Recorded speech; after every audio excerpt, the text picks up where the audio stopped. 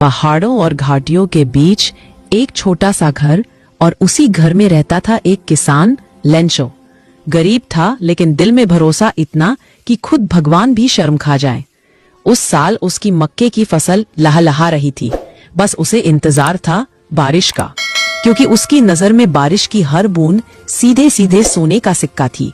शाम हुई, हवा चली, बादल घिरने लगे और फिर आसमान से टप टप करके बारिश शुरू। लेंचो ने आसमान की तरफ देखा और मुस्कुराया। ये बूंदे नहीं, नए सिक्के बरस रहे हैं। लेकिन किस्मत ने यहाँ एक खेल खेला। बारिश अचानक ओलों में बदल गई और कुछ ही मिनटों में पूरा खेत सफेद बर्फ से ढक गया।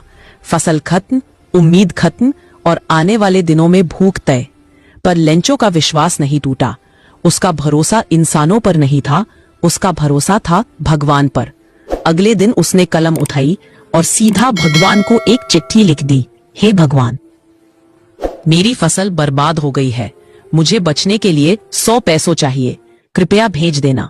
चिट्ठी डालकर वो घर चला गया। पोस्ट ऑफिस में जब लोगों ने लिफाफा पढ़ा तो पहले हंसी आई, लेकिन वहां का पोस्टमास्टर, एक दयालु इंसान, सोच में पड़ गया। अगर हम इसकी मदद न करें तो इसका भगवान पर भरोसा टूट जाएगा।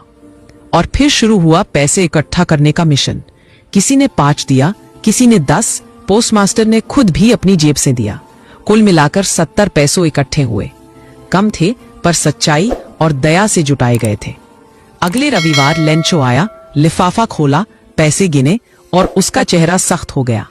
भगवान पर शक नहीं, उसके दिमाग में शक तो इंसानों पर था।